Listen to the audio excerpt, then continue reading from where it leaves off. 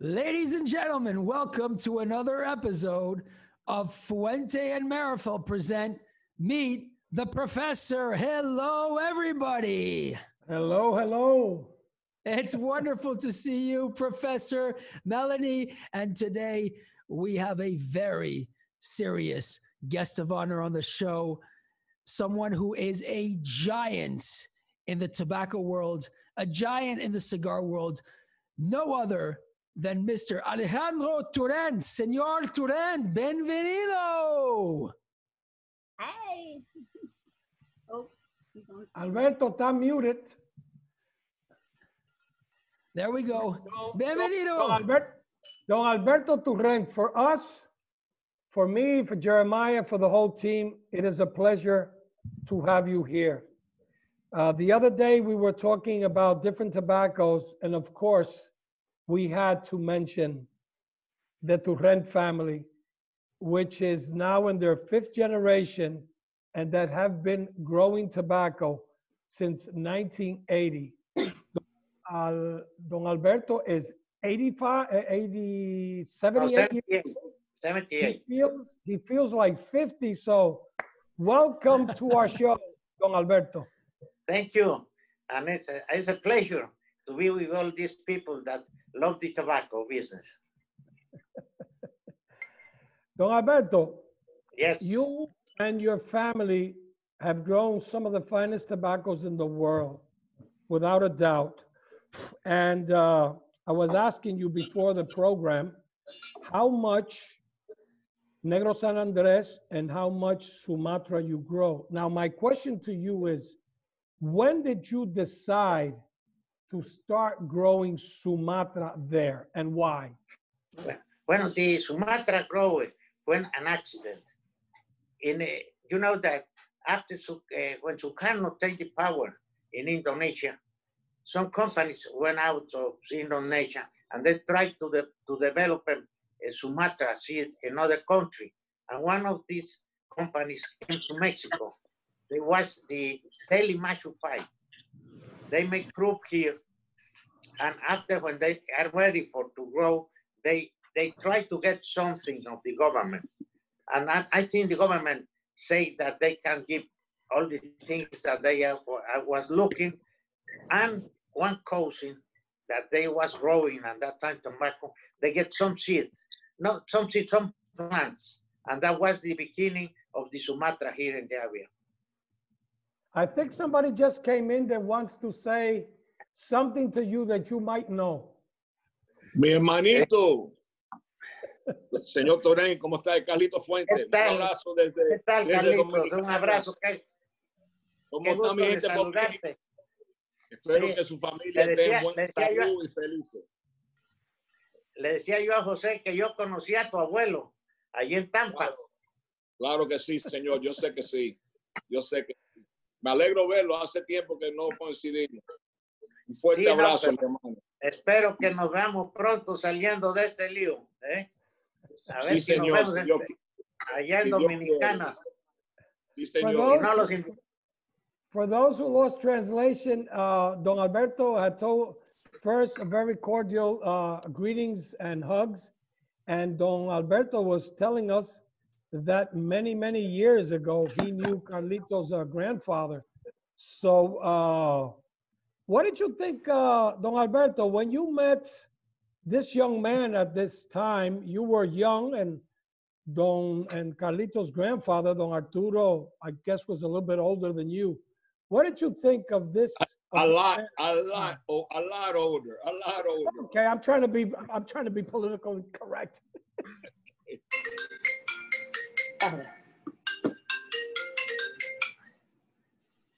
Yo, luego te hablo. Yes. Will you Don tell me Alberto, again? what did you think of Don Arturo when you met him years and years ago? Oh, well, it's all the people in Tampa, there was a beautiful people. They was very, all these people, they know about tobacco. They make very good cigars at that time, and all these very nice people. Don Alberto, right now, Negro San Andres has become very, very popular. And the last, I would say, 10 or 12 years, many cigars very highly rated, and people are asking for the tobacco, and you guys have done a fantastic job. So looking towards the future, and I know you're doing Negro San Andres, you're doing a little bit of Habano, half of the crop, you told me it's Sumatra. How do you see the future of Mexico right now in the industry? What can we expect from the Turrent family? Well, I think we have the good future. We have very good customers, and the tobacco, the Sumatra, it's coming very popular in Europe. And the Negro, we have a lot of customers, and I think we are working. We have a problem now with the Black Chang, and we have about 20 years. I don't know if you know Imeldo Espino. Umelio, yes, I know him very well. Yes, and we have about 20 years working with him, trying to develop resistance to the blue mold, to the Black Chang, and we are working very hard with that. And for that, we think that we have a good future in the Sumatra and in the Tobacco Negro. Okay. You know that your family, 5 generations, Carlito's family is on the 4th generation, Jeremiah and his family, 7 generations. So if we would put all the years and your weight in gold, you could probably pay the national debt between the 3 families. So how have you seen the evolution of the industry I would say in the last 20 years? Let's go to the boom days. How was it with you guys in the boom days? Oh, well, there was tremendous problem at that time. I remember the problem. I don't know if you remember what happened with the boom. All the retailers, when the company receive an order, they supply only 50%. And after the people, the retailers, they asked for 10,000 cigars, but they was really only 5,000 cigars. You remember that? And when they have, crazy. When the factory had the 10,000, the people had too much inventory, and that comes with the tobacco and the cigar. No, that was one of the big problem. After the boom, I think the market came to the normal sequence, and we have, for example, in these times, we have very, very stable demand and very established customers. Carlito, the other day you were talking about, I think it was in the 70s, you guys use a lot of Mexican tobacco. How was that in those days? Unbelievable. The Mexican Sumatra was sweet. It was beautiful. The San Andres, the Maduro, the Puro. No, it was just incredible tobacco. I mean, the tobacco was just so flavorful. I was saying, Don Alberto, perdón. Don Alberto, I was telling Jose que yo me recuerdo, I remember, let me speak in English, because I have a tendency to speak in Spanish when I'm speaking to a tobacco man, a real tobacco man, which I'm honored to be on the same program. that I've known all my life since I was a little boy. I've seen him in events and everything, and I know the Turrent name. You know, it's legendary in the cigar world. But I remember when the trailers or little containers used to come in, or little trucks unloading that tobacco. You know, I remember those bales. They were so heavy with the rope around it. And I was a teenager, maybe 16 years old. You know, with a T-shirt. I haven't worn a short sleeve shirt in years. I'm embarrassed to, but I remember I was a short sleeve shirt picking up those bales, getting my arms all scratched. But, you know, with the Maduro, you know, processing the Maduro and separating the leaves of the Sumatra is great tobacco. In the 70s, you know, Mexican tobacco dominated the market. And, you know, we used it for many, many years. We still do. We buy it through Don Alberto's nephew. But, you know, we still buy Turrent tobacco, and, you know, it's great tobacco. I see a great future for Mexico. I know that, like I said, during the 70s, they dominated the premium cigar market, especially in the Northeast.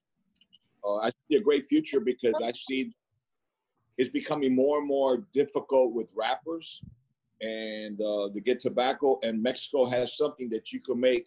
You know, Mexico has great filler, a great binder, and great wrappers. So I see a very promising future for the generations to come of the Turrent family.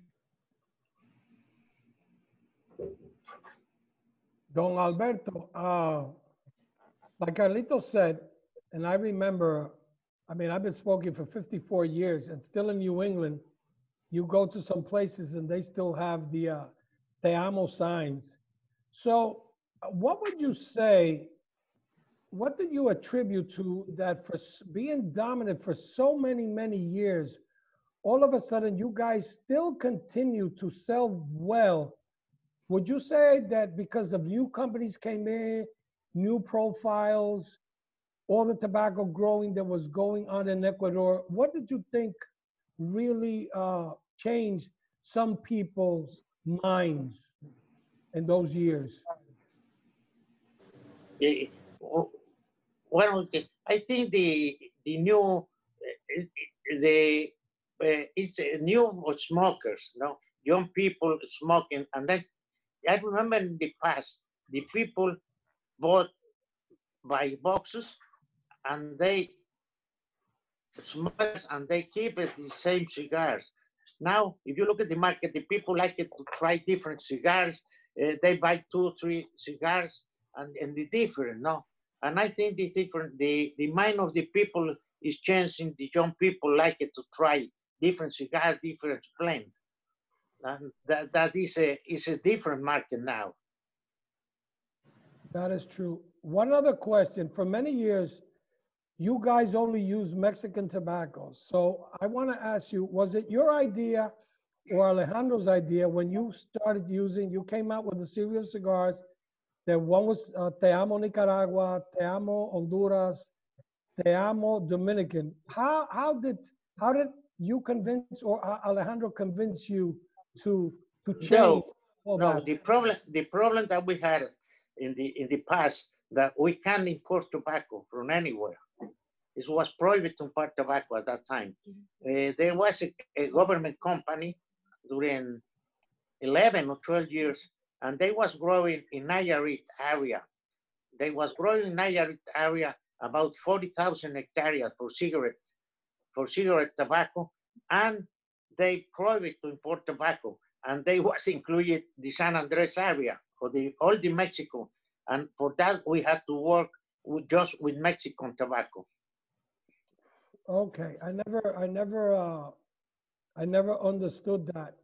So let's go a little bit back when your father was running everything. So how was your experience those first years of the growing, the blending tobacco? What was your thoughts? Did you want to be a tobacco man, or you wanted to be an engineer, a doctor, or was tobacco blood in you?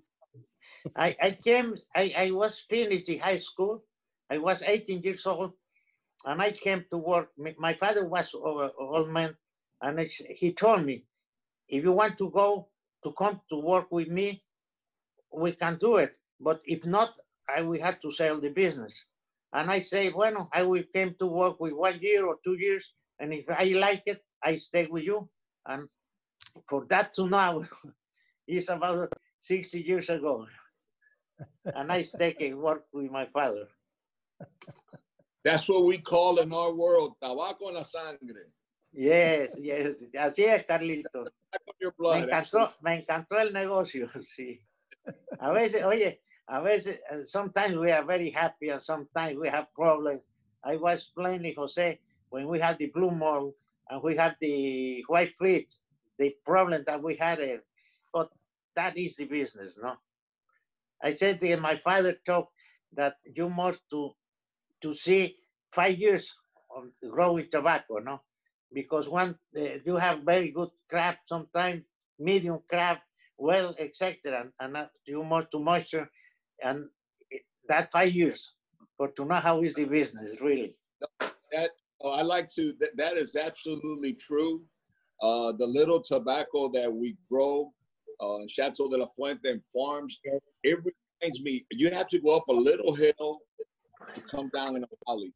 And every time I go up that hill when there's tobacco on the fields and I go down that valley, it's like my wife delivering my first child. You don't know what to expect. And it could be beautiful one day and gone the next day. And you're absolutely right. You know, it's a lot of suffering. But when you hit the moment that you say, wow, hard work, we've accomplished something, it's something that it just takes over you and you fall in love with it. You're absolutely right. It's people knew how difficult it is to grow tobacco. And people knew how difficult it is. And the challenges, it's not always as glorious as it may seem. There'd be very few people in this industry. But I think that, like our fathers taught us, you know, the tobacco gets in your blood. It's, you know, it's part of your life. It's your wife. It's your marriage for life. I remember 1 year that I was in the tobacco, and I was looking the pill, and I picked about 10 leaves. I go, Jesus, this is ready for pick. And the next day we have a hurricane, and I think of that area, that 10 leaves when the only leaves that we grow in this area. Only 10 leaves there was about 80 acres, and we pick only about 10 leaves. Oh my God, that is terrible. I said to the people, you keep it, this is a gold. 10 leaves is the total of this part of the crop. But that is the experience of the tobacco. You were telling me a story that during World War II, you guys were doing very good in Europe. So tell me the story, or tell everybody here the story, what happened with the German distributor there. Yes. And it's a good story. Yes, my father told me that we had an agent in Europe. The name is Harold Treasure. We shipped the tobacco during the Second War. My father shipped the tobacco, and after Mexico declared to the Germany the war, and he never received the pay. And after in 52, he received a check from Mr. Fraser, and he explained that he couldn't pay for this problem of the war, but they was in the business again, and he sent the pay the total of the tobacco. It was beautiful things of this guy. Yeah. They don't make them like that anymore. Yeah. I don't know. Nah, but in this time, just the big company, you need to make a contract because, well, you know, but normal customers, we ship the tobacco and they send to pay. And it's just, we talk, how much do you need? They say the quantity, we ship the tobacco and we receive the pay. The big company, like General Cigar or JTI, but they need to make a contract, no? But with the rest of the customer, just we ship the tobacco and we receive the pay. That's good. Jeremiah, I think that you and Don Alberto and the Turrent family, as well as the Fuente family, have something in common, and it's that you've been family owned. You believe in family and traditions and quality, and you believe in your name. So I think that you might have something to say on this conversation to Don Alberto. It's very, very humbling for me to listen to Mr. Turrent, because I recognize a lot of characteristics. I recognize people who are willing to sacrifice their lives and their everything for the one thing they cherish the most, and that's perpetuating the soul of what their ancestors have done before them. The love of the leaf is something which is very unique. And when I hear Mr. Turrent speak about his crops, about salvaging 10 leaves, I can definitely relate to that. It's growing tobacco is very, very complicated, and you can put everything you own into it. It doesn't guarantee anything. Like a business. Well, yeah, like a business with a lot of risk associated to it. There's weather, there's animals, insects, there's governments. Carlito's gone through it several times. My own family has gone through it several times, where you give it your last shot, and then everything is back in the ashes, and you got to start from scratch again. And it's when you think that you've made it that everything goes crashing and burning down, and you got to start again. The tobacco business, and it's particularly the agricultural business, I think Mr. Turrent will agree with me, is a very, very peculiar business, but it's one which once you get a love for it, I don't think you would replace it for anything in the world.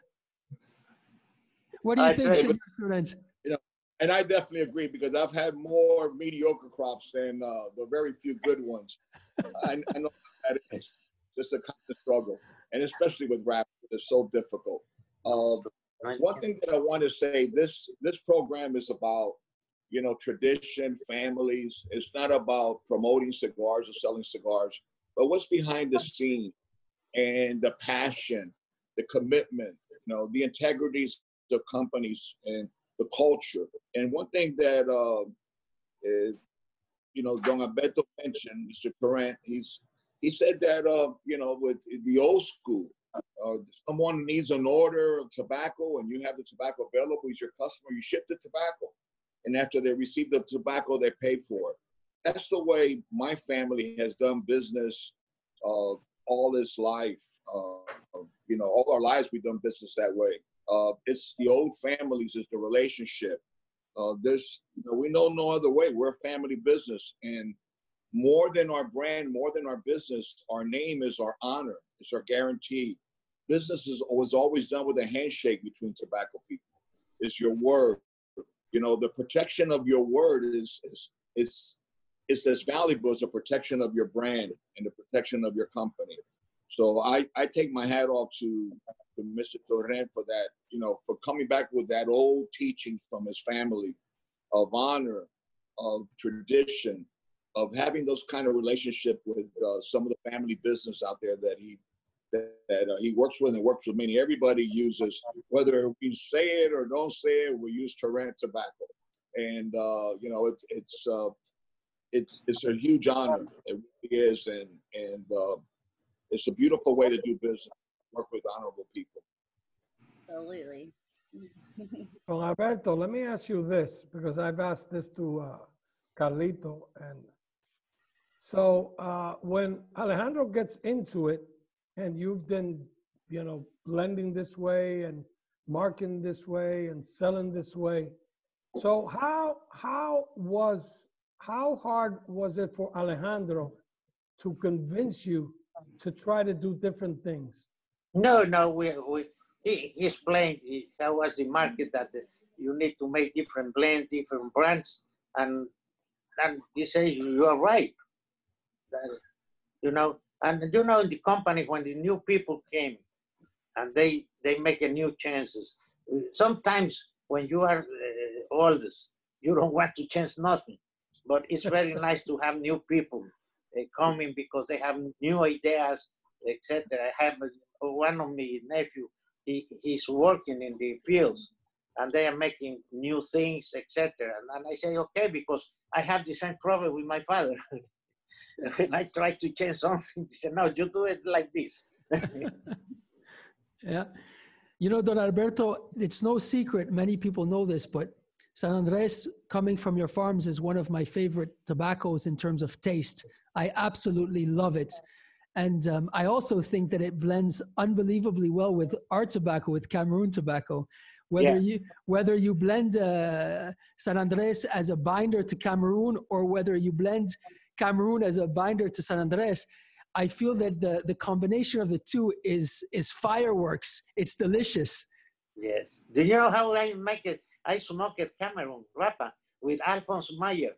When he came to receive tobacco, yes, he bring this cigar. I think it's Partagas. Yes. Yes. And yes. I think, give me all the Partagas that you have, because I love it, the Cameroon Rapa. You remember Alfonso Meyer, no? Oh, I remember him Oh, very yeah. well. Very Yeah. well. You know, I'll tell you Yeah. a few stories. So Alphonse, when he was buying tobacco for General Cigar Company for the Colemans, those were the days that I was a young kid. Maybe I was 10 years old, 12 years old. And Alphonse used to come to our house, and my mother would go crazy because Alphonse used to swear all the time. And I would be sitting there in the house, and he would be swearing at me and swearing at my friends. I couldn't even say publicly the stuff that he would say, because I would probably get sued if I said it publicly live today. But that was a hell of a man. And he was a gentleman, though. He knew a lot about tobacco. He was very hard-headed, but he knew what he was talking about, even if he was wrong, but he still knew what he was talking about. And he was a character, and it's nice to have characters in the industry. I think that the industry vibrates because of characters, because of people like yourself or Carlito Fuente, or in the past generations, the Alphonse Myers or Carlito's father, who was a huge character as well. And I think that we need to preserve those characters, because if not, our industry is going to become a very boring place, I can tell you. Yeah. No, Alfonso was a very nice guy. When you know that he smoked, but he chewing the cigars. Yeah. When he smoked, he was chewing the cigar. And one day he was with Larry Palombo. I don't know if you met him. And No, Larry, of course. and he made some cigars, and he was smoking and chewing. And he said, Larry, try it.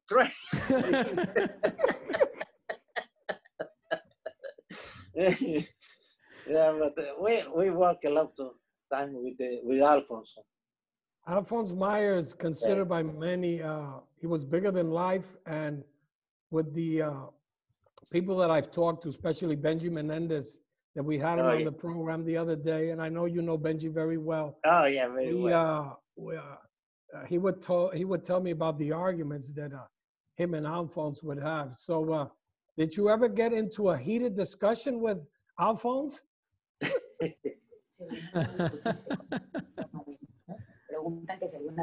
No, we don't. We show the tobacco, we look at it. No, we have no problem with him ever. I think one day, the last time that he came here, I was thinking, and I think he received of us maybe 15,000 bales of tobacco. Yeah, General has always been a big user of Mexican San Andres. A lot of their cigars have the Mexican San Andres binder. No, and also, Jose, you remember that was Alfonso, one of his favorite cigars, Canaria de Oro. That was his Mexican Sumatra. And Alfonso always raved about Mexican tobacco and everything. He loved it. And Alfonso, was one of the great tobacco men, one of the great men of my father's generation. Without a doubt.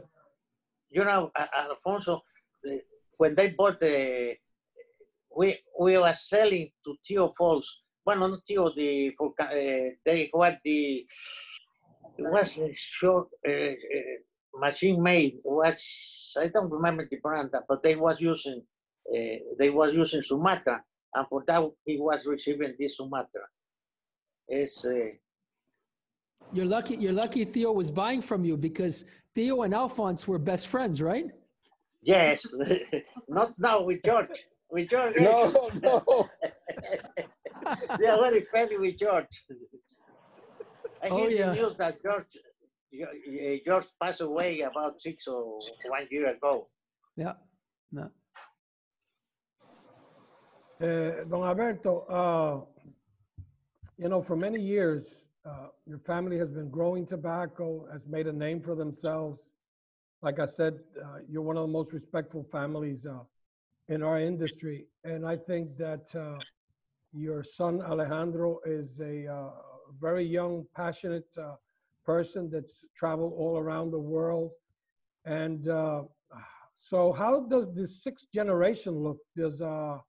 Are any other kids already 17, 18, 19-year-olds?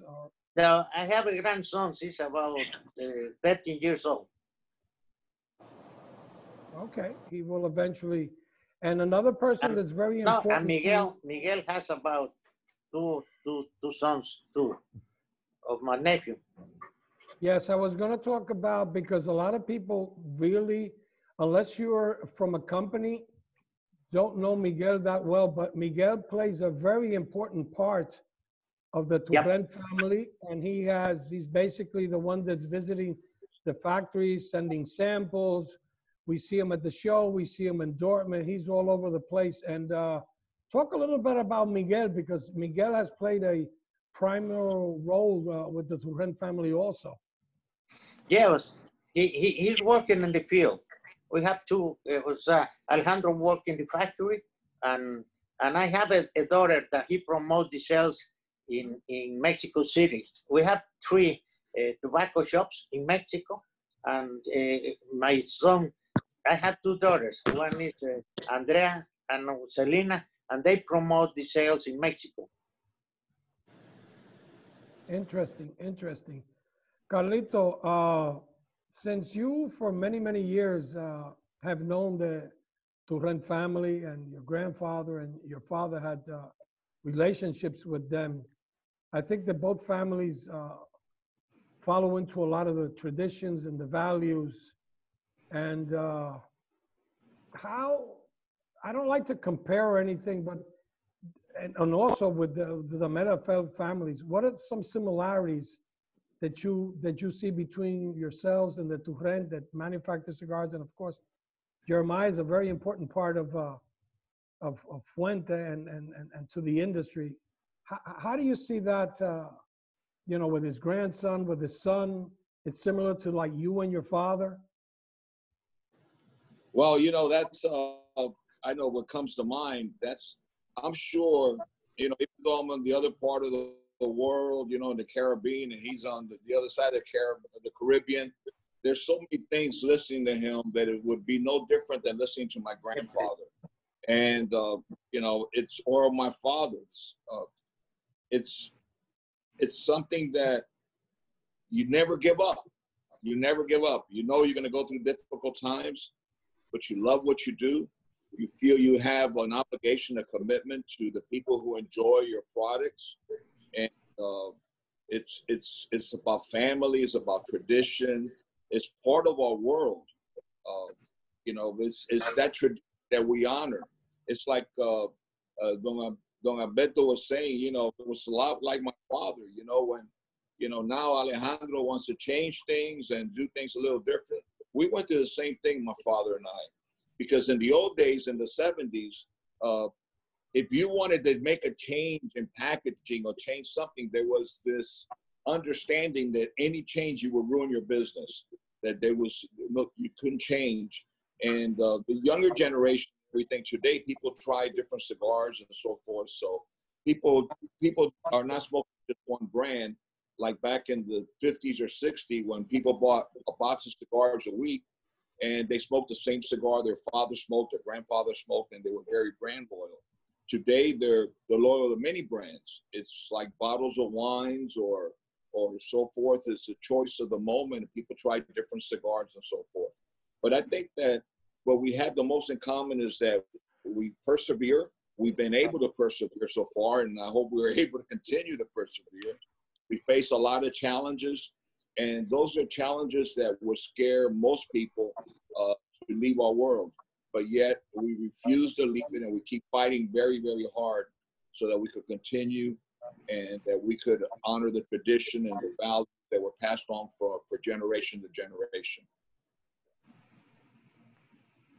Don Alberto, every company has a moment of a really bad experience or a great moment. And your illustrious career, what would you say has been your greatest moment in the industry? What's something that you will remember till you're 120 years old? What is something that comes to mind that you will always remember? Algo que te acuerdes que siempre vas a recordar toda tu vida. Well, El mejor momento. one of the best things that I remember when we went to the U.S. market, because at that time we were selling to all the tobacco was shipping to Germany, and the fillers was selling here for cigarette business, for cigars. At that time in the 60s, there are a good market for black cigarettes. And when we opened the market in the 63, 64 to the US, there was, in the beginning, we were beginning to travel. That was very nice to go to Tampa. And the other thing that was beautiful, we beginning to strip tobacco. And that was, we completed because we finished to select the tobacco in May, for example, and the people lost the work. And after that, when we beginning to sell to Tampa, we beginning to strip, and we have work for 3 or 4 months more. In other words, we complete the year, and we was very happy for that to have all the people working during all the year. It was the thing that I remember very well. Yes, it was beautiful. Don Alejandro is. I'm sorry, I keep thinking about your son Alejandro, but Don Alberto, perdón. I know you way before I met your son, but he's referring to the stripping of the long filler leaves, the whole leaf, the premium tobacco. That is a process that it requires a lot of manual labor and everything. And those are the things that, again, relates back to a question you asked earlier, what similarities in the family? And you see that with the Meerapfels in Africa, with my family here in the Dominican Republic, with Don Alberto, that we feel that we have a responsibility to the people and the people who are part of our team. We see them as an extended family. And it brings us great pleasure when we're able to employ, when we see that their families are doing better, and that we could participate in their improvement of life and betterment and so forth. And those are the things that family companies, that particularly I believe, that family companies, you're born and you're raised in it. So your team is part of your family. It's not like you come from some other planet and you're placed there and you have to know everyone. I mean, you grow up in it. It becomes part of your life.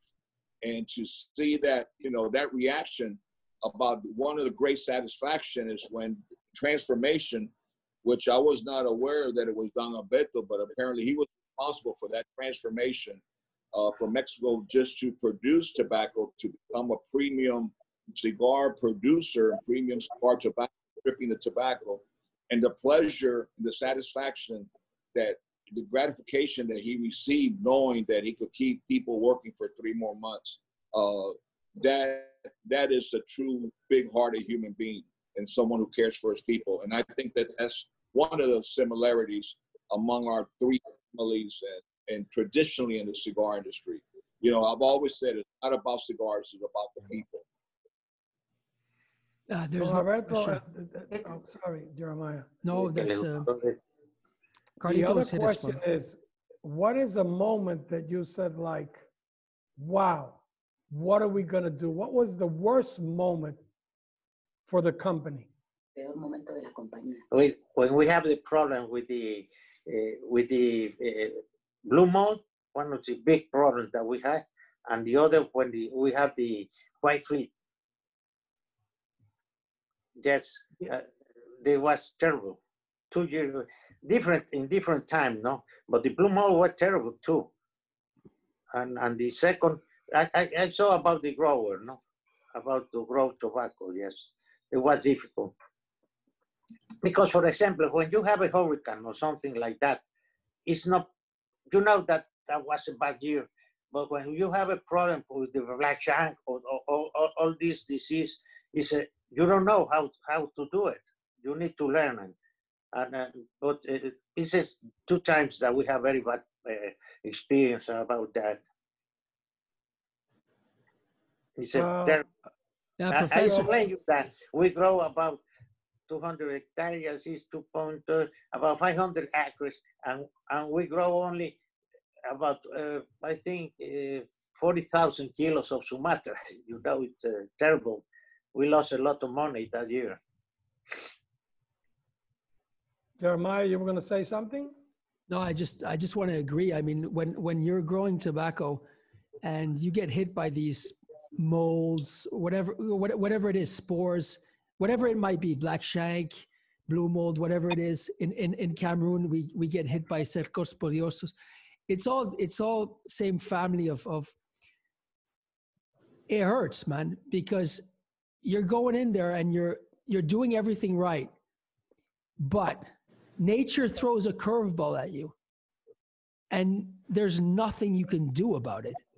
But watch your plants get sick and your investments disappear and your entire teams and people down there get slapped in the face so hard, you don't know if everybody's going to get back up. It's very, very, very scary for any grower. Don Alberto?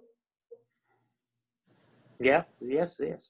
Yeah, I remember when the blue mold, we can do nothing, just to try to control it, but it was, and the ¿cómo se dice mosca? With the white fleet, we have the same problem. With the time, we couldn't make it better things, you know, but they take 2 or 3 years. Yeah, those were very, very challenging, horrible years with the blue mold. It went from Connecticut, down to Central America, Cuba, Dominican Republic. I mean, all through the Caribbean, all the way from the north. I know that every time that I felt a little cool breeze coming into the Caribbean from up north, I wouldn't sleep, worried about the humidity, going up and the temperature going down in the blue mold.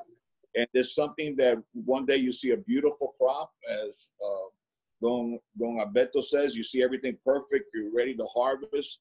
Next day you go out in the field and you see all your tobacco already starting to show that it's got blue mold, and it just spreads like wildfire. And it's heartbreaking. It's you spend you waiting a whole year, to produce a crop and to be able to deliver to your customers. And all of a sudden it's lost overnight. And that's, there's so many things that could affect the tobacco. And it affects Don Alberto and myself twice, because if we have problems in the agriculture, we have problems in the factory, and we have problems with our customers. So, it's painful, but we've learned to live through it, and we just keep going and don't give up. And,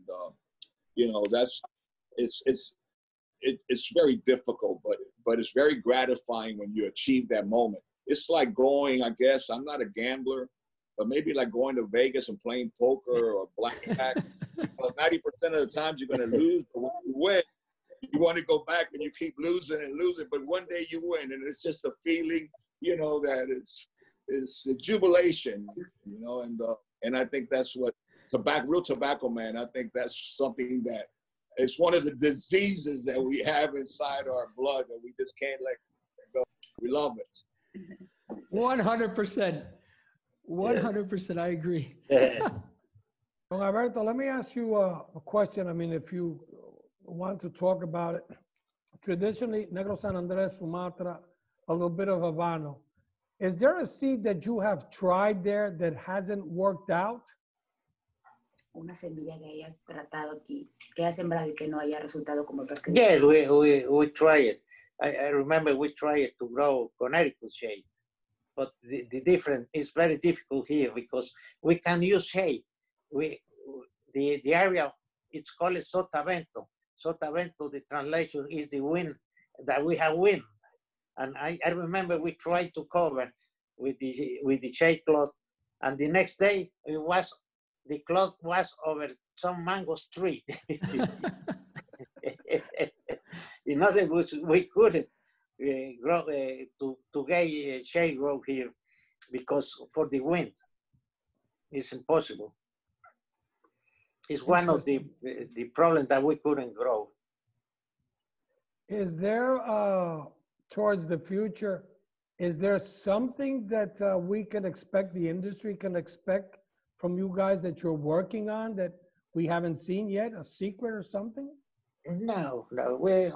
I think at this moment we are working, trying to develop seeds with resistance to different sickness. You know, for the future, you know, ¿cómo se dice to use insecticides and everything will be controlled. The best way is to try to produce it with resistance and to try to eliminate the more that you can the insecticides or the fungicides. And is that we are concentrated with this Cuban guy, you know, with the Humelio. Humelio Espino, yes. Yes, to try to develop resistance to the mold, to the black shang, and but to eliminate the more that we can the insecticides and the fungicides.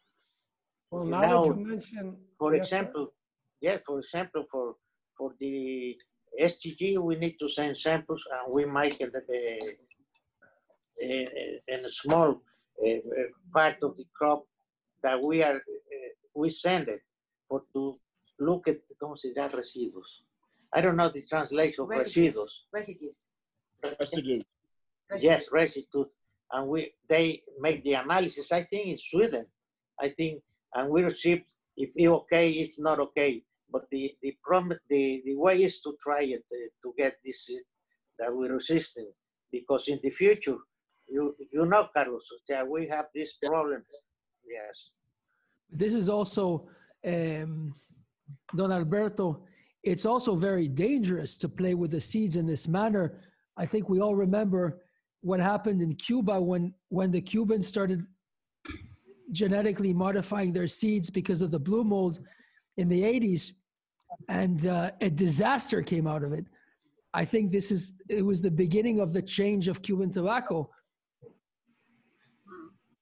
The way that we make it, is for selections. You put the plants and you look at the plant that resisting the sickness, and is the way to do it for don't change the seed. Absolutely, that's totally natural, and just pick the strongest plants. Absolutely, yes. It's totally different than genetics. Yes. So through natural selection, where you're just taking the seeds from the strongest plants and moving them on down the line. Que si está seleccionando las semillas más fuertes y yes, we selected the plants that are more healthy. We cover, we cover. Of course. So not through the seed itself. I understand now. Yeah. Yes, we have 20 years working in that. And that's why it's taken so much patience and so long, because when it's done, it takes a lot more work. But yes. The results will be remarkable. That's fantastic. Well, one of the things, yes, Jeremiah. Well, one of the things, and I mean, I've met Humelio many, many times. I was many years ago in Cuba at the Institute of Empinar del Rio. And if a lot of people remember, one of the big things that hit Cuba in '92 was blue mold. Then they had flooding in '93, and '94 they had blue mold again. So Humelio designed from the original Corojo, what's called Corojo 99, and then from the Criollo, he designed Criollo 98 to be resistant to blue mold and black shank. And I know for a fact that Humelio has worked with you and some of the great tobacco families. And I think we owe him gratitude because he really worked very hard to develop seeds that would give better yields for wrappers. But basically, like Carlito said, the fear that we have from when that cold comes down and those temperatures go really low, it doesn't matter where, and that amount of rain, and that's what really produces black shank, a blue mold. And black shank, yeah. Yeah. Now it's a big problem, the black shank. It's one of the big problems now, you know. And the only way is to get plants with resistance. Is like humans, you know. Look at the problem with the corona. Some people is more sickness, on other people not too much, and other people has the virus, but they don't see, they don't sickness.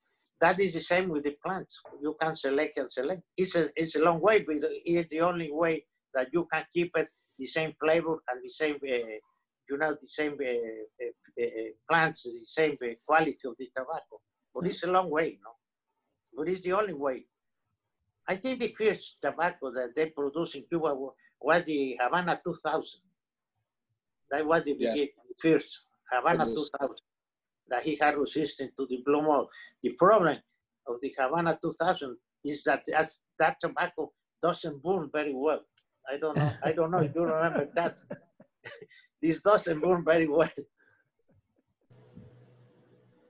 Yeah, no hablo inglés on that one. Yeah. Don Alberto, it's been a pleasure for us. And my last question to you, because I know that Carlito might have a couple, and Jeremiah too. So what have you guys done different, let's say from 2000 to today, that you changed from, let's say, 1970 to 1990? What changes, let's say, in the curing, in the irrigation, the planting, the fermentation? Has there been significantly changes that you have thought that have improved the tobacco?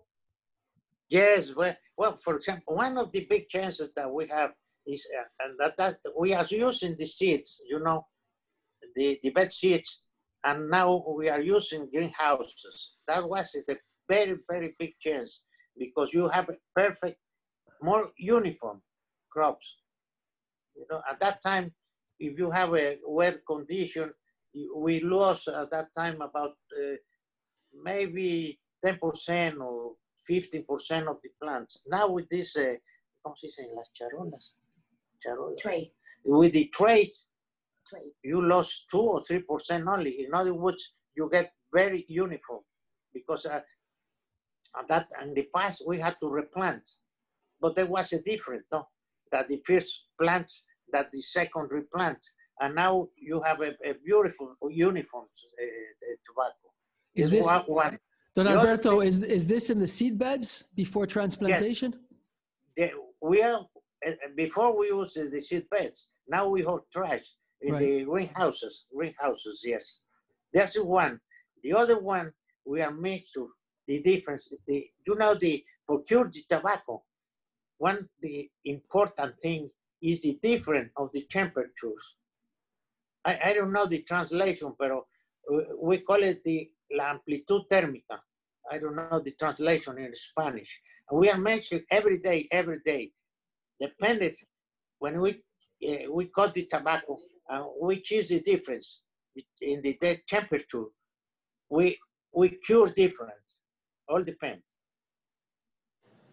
This is one of the things. The other things is the fertilizer that now we make we make the analysis by satellite, and every area has different fertilizer. This is the third things, one of the very important, no? That the things is that we are making the new things, no? And we measure in the workhouse the humidity, the temperature, etc. No? And in the past, there was just how do you look at? Okay, do this or don't do this. No, now we have control. We have a control. Looking different medidas, measures. Different measures. No? Carlito? No, I totally agree. I remember when we first started, you know, our seedbeds were in the field and the old traditional Cuban seedbeds. And then when we went to the greenhouses, the trays, and all the, you know, now with the satellite, you know, with, seeing all the different areas and be able to give it the proper food that the plants need, it makes a huge difference. But with all those things, we still have to keep praying and looking up. You know, that hasn't changed. We have to keep looking up and saying, you know, weather, the heat, the sun, the rain, the heavy winds, as, you know, Don Alberto mentioned. There's so many things that, you know, but the more controls you have, the more understanding that you have of the more you can micromanage the little plots or the little lots or lotes, the better chance you're going to have better tobacco and more uniform tobacco. So I totally agree.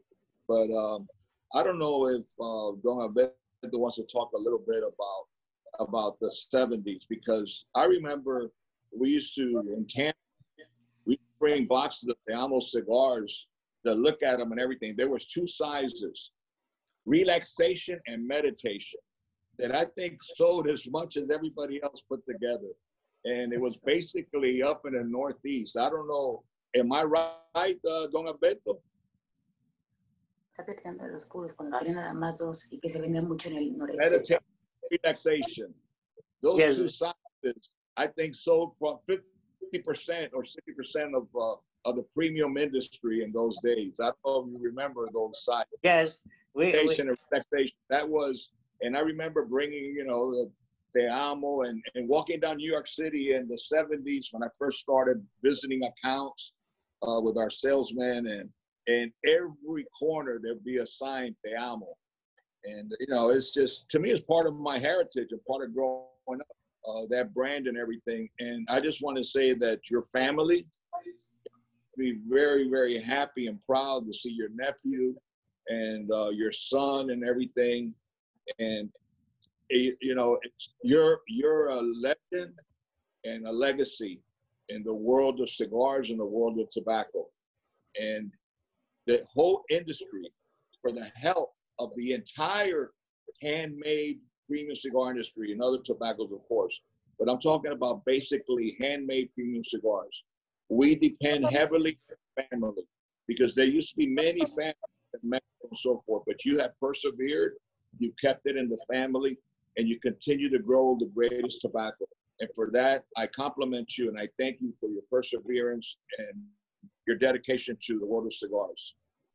So thank you, Carlos, and your family are making a beautiful work too. Beautiful work. I know that the beautiful, beautiful work about the cigar and the cigar business. You know, we are a family in the cigar business, and it's very happy to look at that you are making a beautiful cigar. I smoked some time, and it's a beautiful cigar that you make. My congratulations for your exit. No, thank you very much. To me, it's a huge honor to hear that from you. I have a great admiration. I've looked up to you and your family for many years since I was a young man and everything. And I appreciate the opportunity to share this conversation with you, and that you would come and support Meet the Professor, our program, and for the viewers to see that there's so many families who've given their lives to bring a product to the market that brings pleasure and brings people together. And that's something special about a cigar. A cigar brings people together, a great conversation. It's a great companion. And, you know, this world wouldn't be as beautiful without a fine cigar. And without good tobacco, you cannot make a good cigar. So thank you very much for your sacrifices and your commitment. Thank you. Well, Don Alberto, we have a tradition in the house here that on every show we have one little joke. And today, a friend of ours, Rich Myberg, is going to give us a little joke. Do we have your permission? Papitas también. Que van a hacer una broma. Sí, pero, okay. All right, Rich. Okay. a wonderful, mature lady living in the Bronx with never been anywhere, never even been into Manhattan. She stayed in the Bronx her whole life. But her kids, her grandkids, and some of the great grandkids got together and bought her a ticket for a cruise. She didn't know what to expect. She gets to the dock. She goes up the gangplank, waves goodbye to everybody, and then starts looking around. She can't find out where to go. And a steward walks up and says, "Can I help you, ma'am?" She says, "I'm lost. I never been on a boat before. I don't know where to go." He says, "Well, give me your ticket." And he looks at the ticket. He says, "Madam, ACL." She says, "What's with the ACL?" He says, "You're on the A deck, the C cabin. The L means you've got luxury accommodations." She says, "That's terrific. How do I get there?" So he walks her, shows her a cabin, and she takes a little nap, and she gets up because she's hungry, and she starts walking up and down the hallways, and finally another guy stops her and says, "You know, what's the problem?" She says, "I'm very hungry. I need to find something to eat." He says, "Oh, give me your ticket." And he looks at, "Madam, 1CT. She says, again, with the spelling, what's going on here? She says, "You're in the first dining hall and you're at the captain's table. Can't get better than that." She says, "All right, I'll give it a try." And he takes her down there. She sits down and has dinner with the captain, leaders of industry from all over the world. She has a little bit too much to drink and enjoying herself like crazy, gets back to her stateroom and she goes to sleep. Next morning, she opens her eyes and there's a guy standing in front of her with a tray, dressed in white. And she goes, "What are you doing in here? What are you, a vapor patient? I'm an old lady. Don't do this. What are you doing?" And he says, "Madam, COCBIB. She says, again with the spelling. He says, "Madam, compliments of the captain, breakfast in bed." She goes, "Oh, well then, FUCK. He said, "Madam," she said, "first you could knock." That's fantastic. That's great, Rich. Thank you so much. Thank you. Okay. Very good, Joe. All right, ladies and gentlemen, it's that time of the day.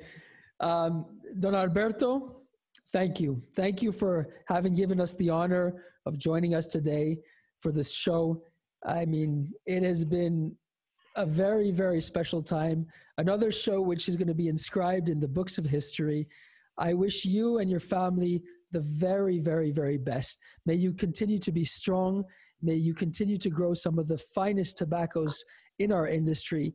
May you continue to make wonderful cigars.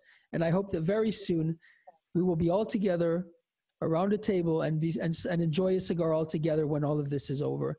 But in the meantime, we send you our love to your family, and hopefully we'll see each other very, very soon. Thank you very much. And, you know, I enjoy to be with the cigar families and all these people that we met and the new people. And I hope that this business will be continue with the big families, with the family business continue. So, because it's different. Alberto, muchas gracias. Once again, ladies and gentlemen, it's all about family. Family, family, family, and all our love. We wish you a wonderful, wonderful Fuente Friday. Remember that Carlito will be on Light 'em Up this evening. Jose, you want to tell us a bit about that?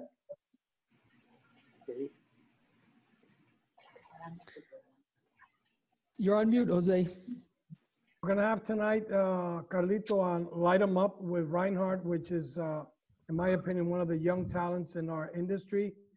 And Carlito will be answering questions, talking with friends from all over the world that have already called me, written to me, inboxed me about this. So it's going to be 2 p.m. Eastern time. You can go to Facebook and log into Cigar Journal, Light 'em Up with Reinhardt, and you'll have a tremendous opportunity tonight to ask Carlitos questions. And Carlito will be talking about the good times, the bad times, the struggles, the charity foundation, what him and his family have done for the industry. So tune in tonight. It will be, like I always say, history in the making. And this is starting in 2 hours. Is that correct? Yes, in 2 hours. We'll be on live with El Papo del Humo. All right. Make sure to tune in 2 hours. But before we leave, quiero expresarle mi admiración, mi respeto y mi gratitud a la familia Turrent por todos sus esfuerzos, como dije, lo admiro. Don Alberto, yo era el niño de la industria, si usted se recuerda, el bebé, y ahora yo soy un veterano, vamos a decir, uno de los viejitos. Yo te agradezco de lo más profundo de mi corazón, como usted siempre me ha tratado cada vez que me ves, de hace muchos años, cuando nadie me conocía.